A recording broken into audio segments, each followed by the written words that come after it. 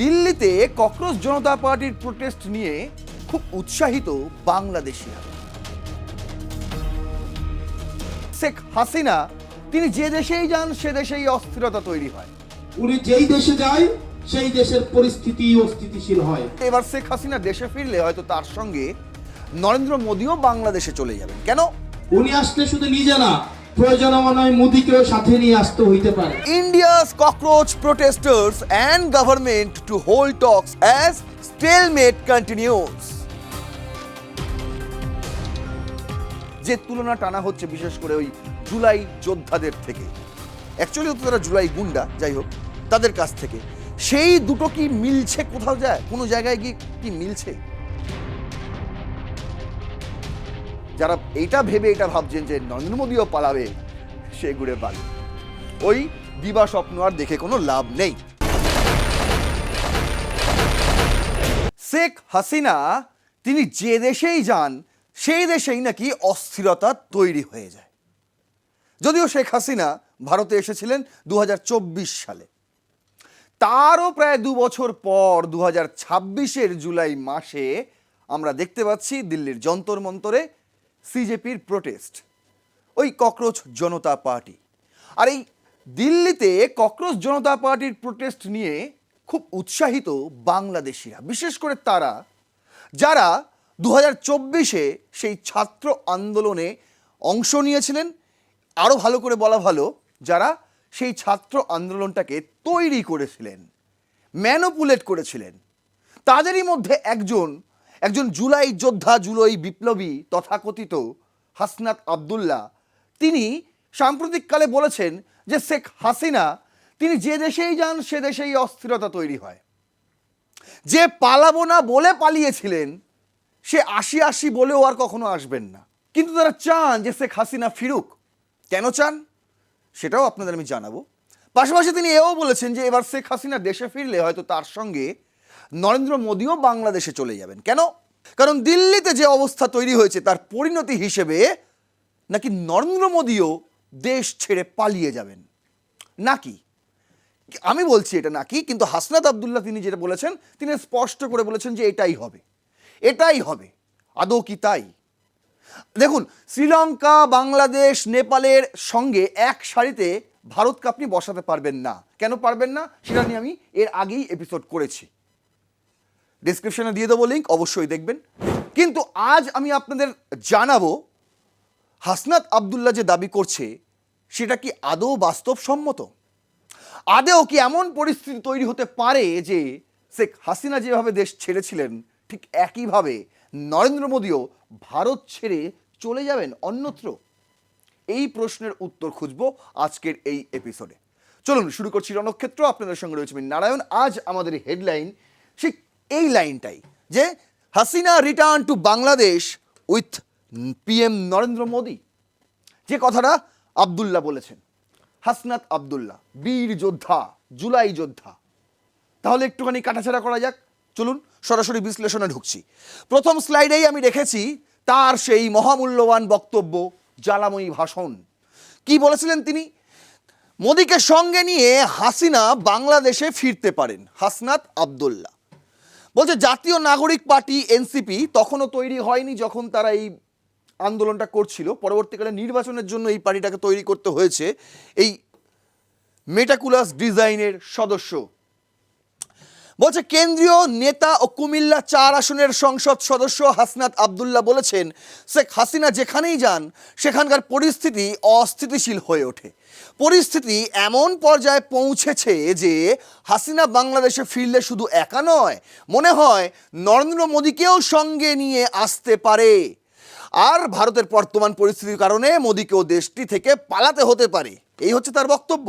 বুধবার মানে 22শে জুলাই রাত 10টায় মোংলা পৌর শহরের সফিউল্লাহ সড়কে এনসিপির জুলাই পদযাত্রা অনুষ্ঠানে তিনি এসব কথা বলেন। কেন জানেন? এই পদযাত্রা অনুষ্ঠিত হয়েছিল তারেক রহমানের বিরুদ্ধে, বিএনপি সরকারের বিরুদ্ধে। ভাবুন, মানে শেখ হাসিনাকে তাড়িয়ে যে তারেক রহমানকে বরণ করে নিয়েছিল এরা, আজ তাদের বিরুদ্ধেও আবার নামছে। তার কারণ হচ্ছে ক্ষমতা দরকার। কতদিন বিরোধী আসনে বসে থাকবেন মশাই? ক্ষমতা দরকার। কাল কিছু ছিলেন না, তার পরের দিন তিনি ছাত্রনেতা হয়ে গেলেন। আজ তিনি সংসদ সদস্য, কিন্তু আগামীকাল তিনি মন্ত্রী হতে চাইছেন। আর তার উপরে প্রধানমন্ত্রী হওয়ার শখ কার না থাকে মশাই? সবারই থাকে। তাই বলে এই রকম উটপটাং কথাবার্তা বলে কি প্রধানমন্ত্রী হওয়া যায়? একবার শুনুন তার বক্তব্যটা, তারপর বিশ্লেষণে আসছি। পালাবো না বলে পালিয়ে যায়, সে আসি আসি বলেও সে কখনো আসবে না। তবে আমরা চাই সে আসুক, অবশ্যই আসুক। কারণ মানুষের একটা আক্ষেপ আছে, এই ধরনের একটা ফেসিস্টকে ধরিতে ঝুলতে থাকার যে দৃশ্য, এই দৃশ্য দেখার বাংলাদেশের প্রত্যেকটা মানুষের আগ্রহ আছে। এবং আমরা দেখেছি উনি যেই দেশে যায় সেই দেশের পরিস্থিতি অস্থিতিশীল হয়। পরিস্থিতি এমন হচ্ছে, উনি আসলে শুধু নিজে না, প্রয়োজন মনে হয় মোদিকেও সাথে নিয়ে আসতে হইতে পারে। এই হচ্ছে তার বক্তব্য। শুধু একদিকে নয়, অন্যদিকে গণতান্ত্রিক ছাত্র জোট, তারা দিল্লির ছাত্র জনতা যারা আন্দোলন করছে যন্তর মন্তরে, তাদের প্রতি সংহতি জানিয়ে তারাও নেমে পড়েছেন ময়দানে। বলছে দিল্লিতে পুলিশি হামলার প্রতিবাদে গণতান্ত্রিক ছাত্র জোটের মশাল মিছিল। ভাবছে কি না কি করে ফেলছি আমরা, অনেক কিছু করে ফেলবো। আর এবার বাংলাদেশের মতন ভারতেও সরকারটা বদলে যাবে। কি উৎসাহিত, কি উৎসাহিত! আচ্ছা, খুব ভালো কথা। তাই তারা ঢাকা ক্যাম্পাস এলাকায় বৃহস্পতিবার সন্ধে গণতান্ত্রিক ছাত্র জোটের মশাল মিছিল তৈরি করে। আর সেই মিছিলে বিভিন্ন জ্ঞানী গুণী ছাত্র যারা, তারা ভারত বিরোধী বক্তৃতাও দেয়, মশাল মিছিল করে। কিন্তু যারা জুলাই আন্দোলনের সঙ্গে, মানে বাংলাদেশে জুলাই আন্দোলনের সঙ্গে ভারতের এই জুলাই আন্দোলনকে জুড়ে দেওয়ার চেষ্টা করছেন, তারা অতি মূর্খ। এই কথাটা আমি গত এপিসোডেও বলেছিলাম, আর আজকে আবারও রিপিট করছি। যদি কারোর খারাপ লেগে থাকে তার জন্য ক্ষমা প্রার্থী, আগেই বলে দিলাম। কেন তারা মূর্খ, কেন এই লিঙ্কটা কোনো মতেই সম্ভব নয়, তার কারণ কিন্তু অনেকগুলো রয়েছে। দেখুন, প্রথমত আপনাদের বলে রাখি যে এই ধরনের আন্দোলন শুরু হয় কেন, কেন শুরু হয়? একটা লুপ হোলস, একটা ফল্ট লাইন, সেখান থেকে যারা বিরোধী, মানে সরকার বিরোধী মনোভাবাপন্ন, তারা কিন্তু আন্দোলন সংগঠিত করে। বাংলাদেশের ক্ষেত্রে লুপ হোলটা কী ছিল? বাংলাদেশের ক্ষেত্রে লুপ হোলসটা ছিল ওই কোটা সংস্করণ। আর ভারতের ক্ষেত্রে লুপ হোলসটা হলো প্রশ্ন ফাঁস। দুটো কিন্তু আলাদা, এখানে একটুখানি বুঝিয়ে রাখি, দুটো পুরোপুরি সম্পূর্ণ আলাদা বিষয়। হ্যাঁ, প্রশ্ন ফাঁস এর আগেও হয়েছিল, কিন্তু এবার যেটা হয়েছে সেটাতে একটু সরকারি উদাসীনতা ছিল। আর সেটাই সবচেয়ে বড় ফল্ট লাইন চলে এলো বিরোধীদের কাছে। কিন্তু বিরোধীরা তখনও নিজেদের সংগঠিত করতে পারলো না, তারা ছন্ন ছাড়া। আর সেখান থেকে দাঁড়িয়ে একটি স্যাটায়ার পার্টি, ককরোচ জনতা পার্টি, সেই বিষয়টাকে অ্যাড্রেস করে একটা আন্দোলন সংগঠিত করলো। এবার আপনাদের বলে রাখি, দেখুন, যে কোনো বৃহত্তর গণতন্ত্রে আন্দোলন কিন্তু কোনো খারাপ জিনিস নয়, বরং এটা যে সুস্থ পরিবেশ রয়েছে গণতন্ত্রে তার প্রমাণ দেয়। তার বড়সড় একটি উদাহরণ। আর বাংলাদেশে কি হয়েছিল? বাংলাদেশে যখন কোটা আন্দোলন হচ্ছে, তখন সেনাবাহিনী তারাও নেমে গেছিল বিক্ষোভকারীদের দমাতে। কত গুলি চলেছিল ভেবে দেখুন। ভারতে কি হলো? ভারতে 20শে জুলাই সংসদ অভিযান হয়েছিল, সেখানে কোনো গুলি চলেনি, কাঁদানে গ্যাস ছুটতে হয়েছিল, কারণ বিক্ষোভকারীদের তরফ থেকে কিছু ইট বৃষ্টি হয়েছিল। তার পরিবর্তে পুলিশকে লাঠিচার্জ করতে হয়েছে। হ্যাঁ, কিছু নির্মম ছবি আমাদের চোখের সামনে উঠে এসছে, সেটা যাতে আগামী দিনে না হয় তার জন্য বলিউড থেকে শুরু করে, ক্রীড়া ক্ষেত্র থেকে শুরু করে ভারতের সমস্ত বিভিন্ন ক্ষেত্রের মানুষজন কিন্তু তাদের আওয়াজ তুলেছে সরকারের বিরুদ্ধে, এবং সরকারকে সঠিক পদক্ষেপ নেওয়ার জন্য আহ্বানও জানিয়েছে। বুঝতে পারছেন কোথায় বাংলাদেশের পটভূমি আর কোথায় ভারতের পটভূমি? মেলাতে পারছেন? মিলছে না। এবার তো আরোই মিলবে না, তার কারণ শেখ হাসিনা বিক্ষোভকারীদের সঙ্গে, তৎকালীন প্রধানমন্ত্রী, বিক্ষোভকারীদের সঙ্গে কিন্তু সরাসরি কোনো কথা বলেননি, না তিনি কোনো ভিডিও বার্তা দিয়েছিলেন, না তিনি তাদের সঙ্গে বসে আলোচনা করার কোনো আশ্বাস দিয়েছিলেন, কোনোটাই নয়। কিন্তু ভারতের ক্ষেত্রে পুরো বিষয়টাই আলাদা। কেন বলছি? দেখুন, প্রথমত যে সোনাম ওয়াংচুক, যাকে ডক্টর ইউনূসের সঙ্গে তুলনা করা হচ্ছিল, বুঝতে পারছেন কোথায় ডক্টর ইউনূস আর কোথায় আমাদের সোনাম ওয়াংচুক? সোনাম ওয়াংচুকের মতন হতে গেলে ডক্টর ইউনূসকে এখনো অনেক কিছু করতে হবে, সেটা পরের কথা, যাই হোক। কিন্তু গল্প হচ্ছে কখনোই আপনি মেলাতে পারেন না দুজনকে, কারণ তিনি লড়ছেন সাধারণ মানুষের জন্য, তিনি লড়ছেন ছাত্র যুবদের জন্য, কিন্তু ডক্টর মোহাম্মদ ইউনূস লড়াইয়ের সময় ছিলেন না, না তাকে অনশন করতে দেখা গিয়েছিল। আর এবার যখন সরকারি আশ্বাস এলো তখন সোনাম ওয়াংচুক তার অনশনটাও ভাঙলেন এবং তার প্রেক্ষিতে তিনি তার নিজের বার্তাও দিলেন। প্রথমত সেটাকে আমি নজর রাখি। দ্য হিন্দু করছে PM reaches out of students, Sonam Wangchuk's end fast. একদিকে যখন প্রধানমন্ত্রী ছাত্রদের সঙ্গে কথা বলার চেষ্টা করছেন, তাদেরকে অ্যাড্রেস করার চেষ্টা করছেন, অন্যদিকে সোনাম ওয়াংচুকের কাছে কেন্দ্রীয় দুই মন্ত্রী পৌঁছে যান, তাকেও লিখিত আশ্বাস দেওয়া হয়, এরপর তিনি তার অনশন ভেঙে ফেলেন। দেখুন কি কি স্টেপ এখনো পর্যন্ত নেওয়া হয়েছে। আগের দিনই আপনাদের জানিয়েছিলাম যে এই প্রশ্ন ফাঁস কাণ্ডের সঙ্গে জড়িত যারা দোষী, মূল হোতা, কিংপিন, প্রত্যেককে গ্রেপ্তার করা হয়েছে। আর সিবিআই এখনো তদন্ত চালিয়ে যাচ্ছে, আগামী কয়েকদিনের মধ্যে চার্জশিটও চলে আসবে। আর যারা দোষী তাদের বিরুদ্ধে কিন্তু উপযুক্ত শাস্তি হবে। খোদ প্রধানমন্ত্রী এই কথা বলেছেন, এই আশ্বাস দিয়েছেন। বাংলাদেশে এই চিত্র দেখা গিয়েছিল কি আমি জানি না। দেখুন কি বলছে, activist ends his hunger strike in the presence of two ministers. Modi in a late night social media post says cabinet will discuss paper leak issues today, Friday. Center transfer higher education secretary. ইতিমধ্যেই দুজন মন্ত্রীর উপস্থিতিতে অনশন তুলেছেন সোনাম ওয়াংচুক। অন্যদিকে PM Narendra Modi তিনি রাতের দিকে একটি ভিডিও বার্তা দিয়েছেন। কি রয়েছে সেই বার্তা সেটাও আপনাদের জানাবো। আর তিনি বলেছেন যে ক্যাবিনেট বসবে এই নিয়ে আলোচনায়, সেটা শুক্রবার, সেই ক্যাবিনেটও বসেছে, সেখানে কি আলোচনা হয়েছে সেটাও আপনাদের জানাবো।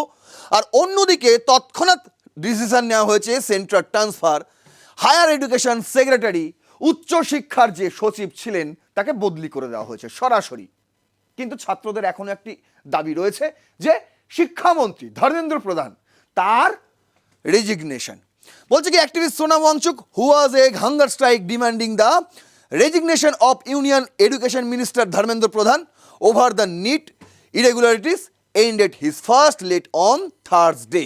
কিন্তু দেখুন এইটা এখনো পূরণ হয়নি, তবুও সোনাম ওয়াংচুক সরকারি আশ্বাসে তার অনশন ভেঙে ফেললেন। কি কি আশ্বাস দেওয়া হয়েছে তাকে একদম স্পষ্ট করে সোনাম ওয়াংচুক তিনি নিজেই জানিয়েছেন সোশ্যাল মিডিয়ায়।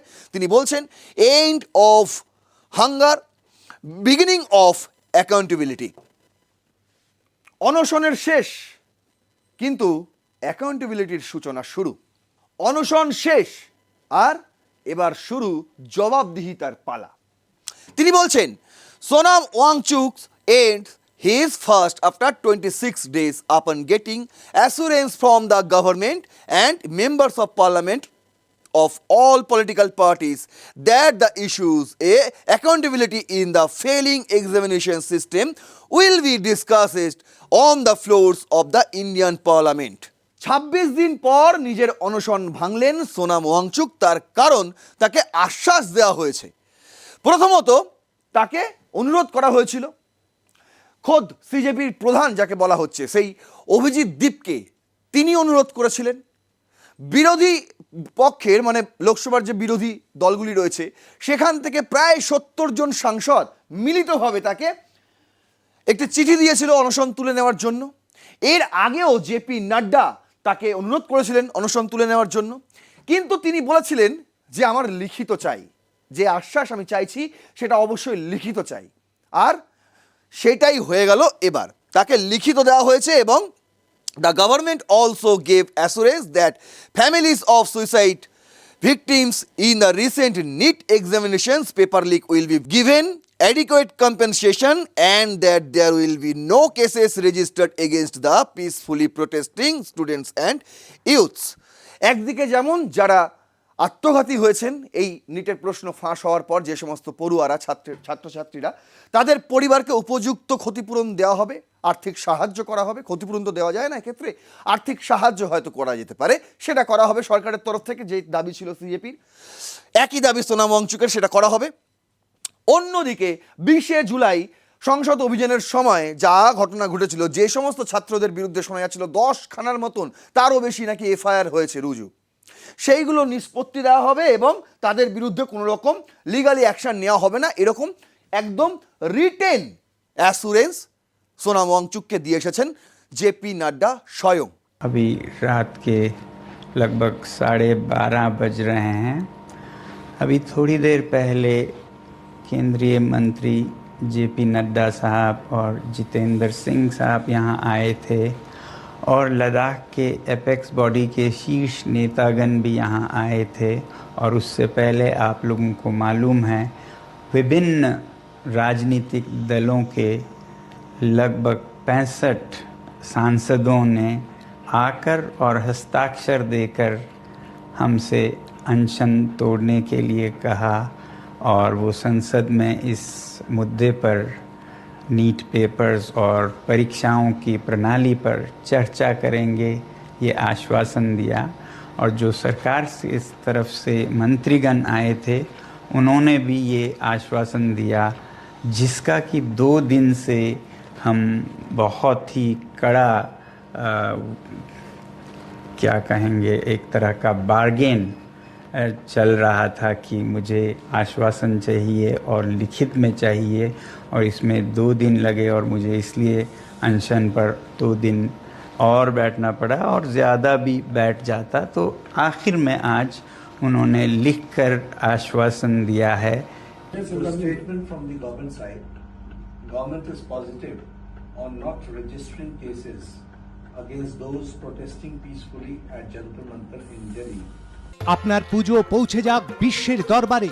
প্রতি বছরের মতো এবারও R+ নিউজ নিয়ে এলো শারদাঞ্জলির সেরা সম্মান 2026।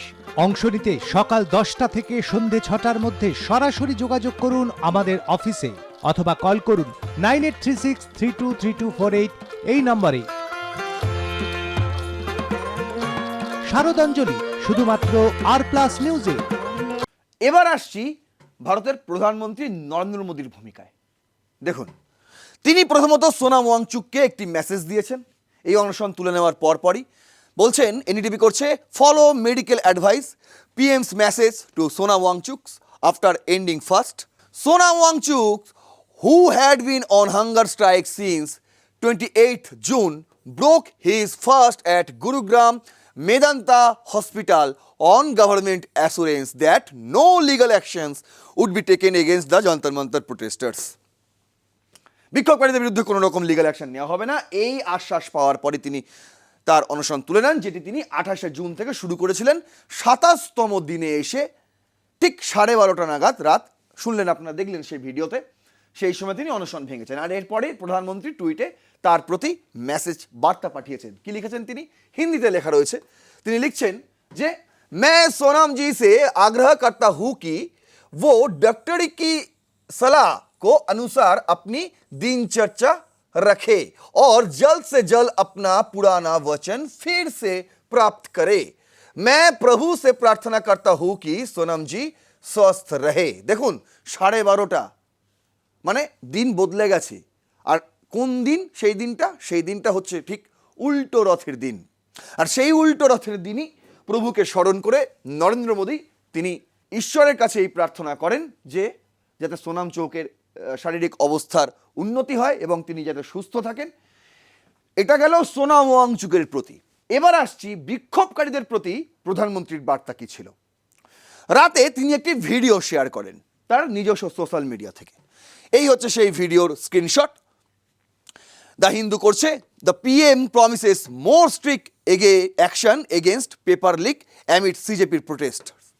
এতদিন ধরে যা যা অ্যাকশন নেওয়া হয়েছে সেটা অবশ্যই কঠোর, কিন্তু এবার আগামী দিনে এই অ্যাকশন আরও কঠোর থেকে কঠোরতর হবে। তার কারণ কি? তার কারণ হচ্ছে ছাত্রদের ভবিষ্যতের সঙ্গে কোনো রকম আপোষ করা যাবে না।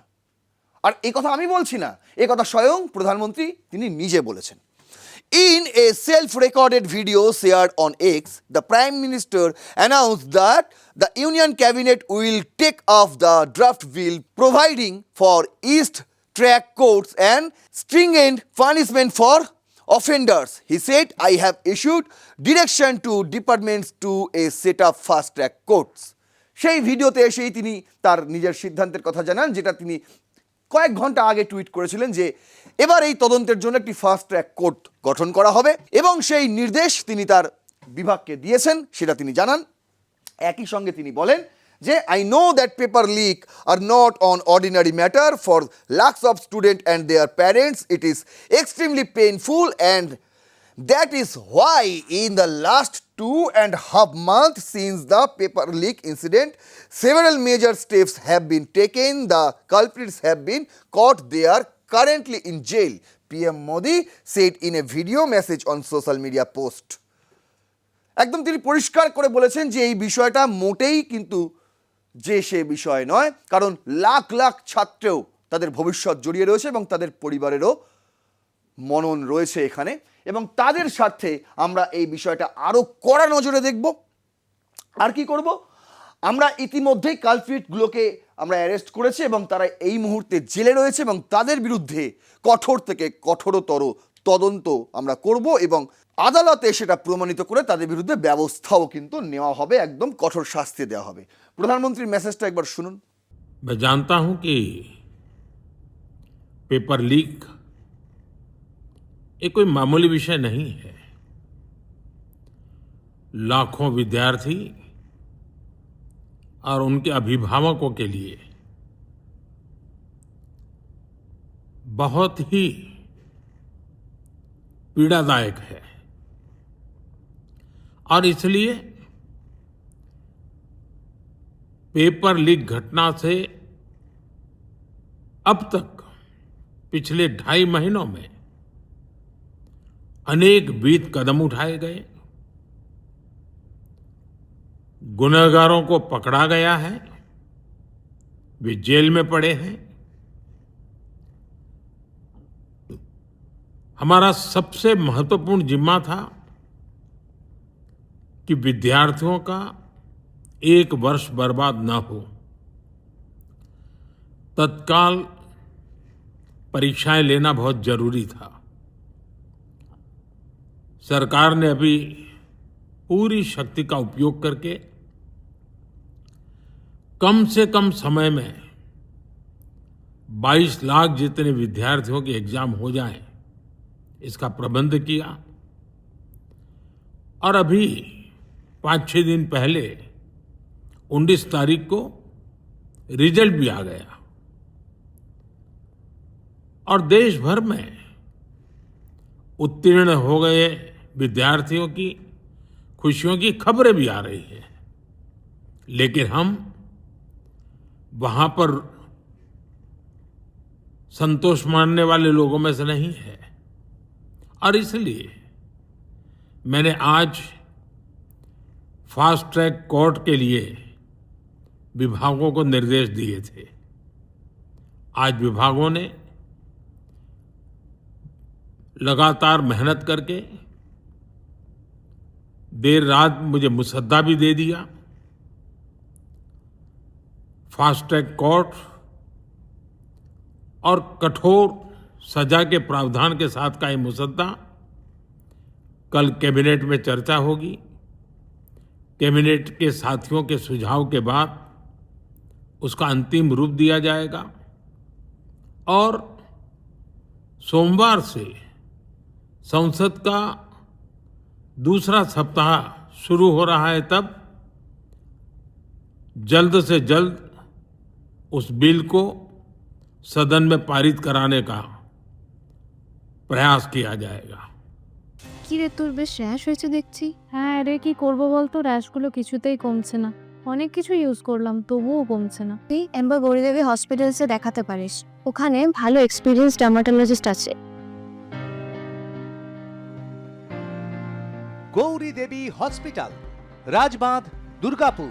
যোগাযোগ 8001003333, 8001113333।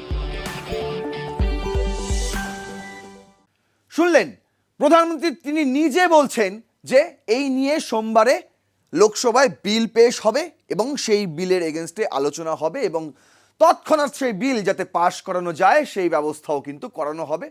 এই সমস্ত চলছে। আর অন্যদিকে কনস্টিটিউশন ক্লাব অফ ইন্ডিয়ায় সিজেপির প্রতিনিধিদের সঙ্গে বৈঠক হয় সরকার পক্ষে। এই সব দৃশ্য কি বাংলাদেশে দেখা গিয়েছিল? আগে না। দেখুন 5 নম্বর স্লাইডে আমি সেটাই রেখেছি, বিবিসির নিউজ। আপনারা বলবেন তো ভারতীয় মিডিয়ার নিউজ দেখাচ্ছে, বলছে India's cockroach protesters and government to hold talks as stalemate continuous. দেখুন কেন কন্টিনিউস, তার মধ্যে একটা সমস্যা রয়েছে। প্রায় 1 ঘন্টা 5 মিনিট ধরে চলে এই বৈঠক। এটা অবশ্যই 20 জুলাইয়ের সেই ছবি, কিন্তু শুক্রবারের এই বৈঠকেও উপস্থিত ছিলেন সৌরভ দাস এবং আশুতোষ রাঙ্কা। তাদের যে মূলত 3টি দাবি জেপি নাড্ডার হাতে তারা জমা দিয়েছিলেন, তার মধ্যে 1 নম্বরেই ছিল ধর্মেন্দ্র প্রধান তার ইস্তফা। 2 নম্বরে অবশ্যই যারা নিটের এই প্রশ্ন ফাঁসের জন্য আত্মঘাতী হয়েছেন, যে সমস্ত পড়ুয়া, তাদের পরিবারকে আর্থিক সাহায্য প্রদান করা। আর 3 নম্বরটা হচ্ছে 20 জুলাই সংসদ অভিযানের যে মিছিল ছিল, সেই মিছিলে যাদের বিরুদ্ধে, যে সমস্ত বিক্ষোভকারীদের বিরুদ্ধে মামলা রুজু করা হয়েছিল, তাদের নিঃস্বার্থে মুক্তি দেওয়া এবং তাদের বিরুদ্ধে কোনো রকম লিগ্যাল অ্যাকশন না নেওয়া। শোনা যাচ্ছে ইতিমধ্যেই কেন্দ্র সরকার তাদের 2টো দাবি মেনে নিয়েছে, মানে ওই আর্থিক সাহায্য এবং অন্যদিকে বিক্ষোভকারীদের বিরুদ্ধে লিগ্যাল অ্যাকশন না নেওয়া, যেটা এর আগে প্রধানমন্ত্রীও বলেছেন যে আমরা এই 2টো করব। এবং তারও আগে সোনাম ওয়াংচুককে গিয়ে এই একই আশ্বাস লিখিত আকারে দিয়ে এসেছিলেন জেপি নাড্ডা। কিন্তু বড়সড় বিষয় যেটা ধর্মেন্দ্র প্রধানের ইস্তফা, এখন সেখানেই আটকে রয়েছে। দেখুন সব কিছুই ঠিকঠাক থাকলো, সব কিছুই, কিন্তু ধর্মেন্দ্র প্রধানের যে ইস্তফা, সেই দাবি সরকার পক্ষ মানছে কি মানছে না সেটা নিয়ে এখনো আলোচনা চলছে। এবার আপনাদের একটা বলে রাখি, যে তুলনা টানা হচ্ছে বাংলাদেশ থেকে, যে তুলনা টানা হচ্ছে বিশেষ করে ওই জুলাই যোদ্ধাদের থেকে, অ্যাকচুয়ালি তো তারা জুলাই গুন্ডা, যাই হোক, তাদের কাছ থেকে, সেই 2টো কি মিলছে কোথাও যায়, কোনো জায়গায় গিয়ে কি মিলছে? দেখুন একটা কি আন্দোলন হলো, যে আন্দোলনে কারোর সঙ্গে কারোর কোনো সমন্বয় নেই, অথচ এক গাদা সমন্বয়ক ছিলেন। আমাদের এই আন্দোলনে সমন্বয়ক কম কিন্তু আন্দোলনকারী বেশি, এটা আপনাকে দেখতে হবে। আর ভারতের মতন একটি বৃহত্তর গণতান্ত্রিক রাষ্ট্রে একটা আন্দোলন অবশ্যই সেটা যে সুস্থ পরিবেশ তার প্রমাণ দেয়। আমি শুরুতেই আপনাদের বললাম এই আন্দোলন এই প্রথম নয়, ভারতে এই ধরনের আন্দোলন অনেক হয়েছে। একই সঙ্গে এই মুহূর্তে অনেকগুলো আন্দোলন এই মুহূর্তেও চলছে, এই নিট ছাড়াও সমস্ত আন্দোলনকেই কিন্তু অ্যাড্রেস করা হয় সরকার পক্ষ থেকে। আর সরকারের অ্যাকাউন্টেবিলিটি কারা রাখবে? সাধারণ মানুষই তো রাখবে, সাধারণ মানুষই তো সেই সরকারকে ক্ষমতায় নিয়ে এসছে রে মশাই। তাই এটা যে গণতন্ত্রের একটি সুস্থ পরিবেশেরই প্রমাণ দেয়। কিন্তু তাই বলে ওই বাংলাদেশের মতন যে প্রধানমন্ত্রীকেই ঠেলে পাঠিয়ে দিলাম সেনাবাহিনীর মদতে, তা কখনো হয়? তা কখনো ভারতে হয়েছে? দেখুন এর আগেও 2011 সালে আপনারা দেখেছেন আন্না হাজারের আন্দোলন কংগ্রেস সরকারের বিরুদ্ধে। সেই সময় 2G স্পেকট্রাম, কমনওয়েলথ গেমসের দুর্নীতি, এই সমস্ত বড় বড় ইস্যু ছিল। তারপরেও কি মনমোহন সিং ইস্তফা দিয়ে পালিয়ে গিয়েছিলেন দেশ ছেড়ে? তা কখনো হয়নি, হয়নি। বরং তারও 3 বছর পর 2014 সালে যখন মানুষ নিজে থেকে ভোট দেয়নি কংগ্রেসকে, তখন তাদের হারতে হয়েছিল।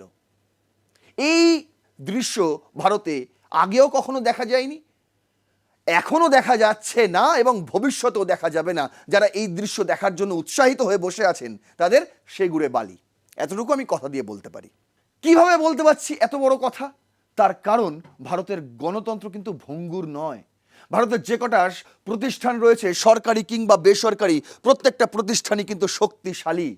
ভারতের ফেডারেল স্ট্রাকচারটাই কিন্তু অন্য রকম। এখানে প্রত্যেকটা রাজ্যে একটি করে সরকার হয়। কেন্দ্র চাইলেই কিন্তু যে কোনো রাজ্যে যা খুশি করতে পারে না, তারও একটা প্রোটোকল রয়েছে, যে সমস্ত প্রোটোকল কিন্তু শ্রীলঙ্কা, বাংলাদেশ, নেপালে নেই। বুঝতে হবে। তাই আপনারা ওই শ্রীলঙ্কা, বাংলাদেশ, নেপালের সঙ্গে তুলনা টেনে এই ধরনের দৃশ্য দেখার জন্য টিভি খুলে বসে রয়েছেন। এই আজীবন আপনারা ওই অধীর আগ্রহে বসেই থাকবেন। এই দৃশ্য আপনাদের টিভির সামনে কখনোই আসবে না। কেন আসবে না? এইটা যদি আপনাকে বিস্তারিত জানতে হয় তাহলে অবশ্যই ডেসক্রিপশনে দেওয়া লিঙ্কটা অবশ্যই আপনাদের দেখতে হবে। এর আগে আমি নিট নিয়ে যে ভিডিওটা করেছিলাম সেখানে স্পষ্ট করে বলে দিয়েছি কেন বাংলাদেশ, নেপালের থেকে ভারতের পরিস্থিতি আলাদা।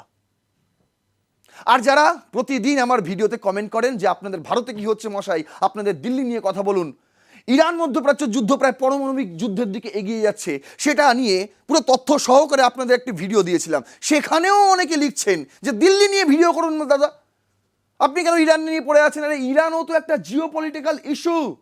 ইরানে যুদ্ধ হচ্ছে বলেই তো তোমাদের পকেটে টান পড়ছে, এটা তো বুঝতে হবে। আর এরপরও যারা বলছেন দিল্লি নিয়ে ভিডিও করুন, দিল্লি নিয়ে ভিডিও করুন, আমি অবশ্যই এর আগেও করেছি। আমি গতকালের এপিসোডেও যারা এই ধরনের মন্তব্য করেছেন তাদেরকে আমি আবেদন করব, অনুগ্রহ করে আপনি সেই আমাদের ভিডিওটা দেখুন, রণক্ষেত্রের ভিডিওটা। বারবার এসে এই একই কথা বলবেন না। এখানে সমস্ত বিষয়টাই জিও পলিটিক্যাল যে কোনো বিষয় নিয়েই কিন্তু এখানে আলোচনা করা হয়, বিশেষ করে যেটা সাধারণ মানুষের স্বার্থের সঙ্গে জড়িত। আশা করি এটা বোঝাতে পারলাম। এরপরও যদি কোনো প্রশ্ন থাকে অবশ্যই কমেন্ট বক্সে লিখবেন, কিন্তু ওই এক মন্তব্য বারবার করবেন না যে দিল্লিতেও নাকি এই হবে, হাসিনার পথেই নাকি নরেন্দ্র মোদী যাবে, একই তালিকায় নাকি নরেন্দ্র মোদীর নামও উঠবে, হাসিনা যাবে। প্রথমত হাসিনা তো দেশ ছাড়েইনি। যেটা বলা হয় বাংলাদেশে রটানো হয় নাকি হাসিনা পালিয়ে গিয়েছেন। হাসিনা পালিয়েছেন কোথায় মশাই? হাসিনা তো পালাননি। এটারও যুক্তি রয়েছে। রণক্ষেত্রে এর আগে আমি এ নিয়ে ভিডিও করেও ছিলাম, আমি ডেসক্রিপশনে দিয়ে দেবো লিঙ্ক, অবশ্যই দেখবেন যে হাসিনা কিন্তু পালাননি। আর যারা এটা ভাবছেন যে নরেন্দ্র মোদীও পালাবে, সে ঘুরে বালি। ওই দিবা স্বপ্ন আর দেখে কোনো লাভ নেই। তাই অবশ্যই আপনাদের মূল্যবান বক্তব্য কমেন্ট বক্সে লিখবেন, লাইক করবেন ভিডিওটি, সাবস্ক্রাইব করবেন আর প্লাস নিউজ 24x7 দেখতে থাকুন রণক্ষেত্র। জয় হিন্দ, বন্দে মাতরম।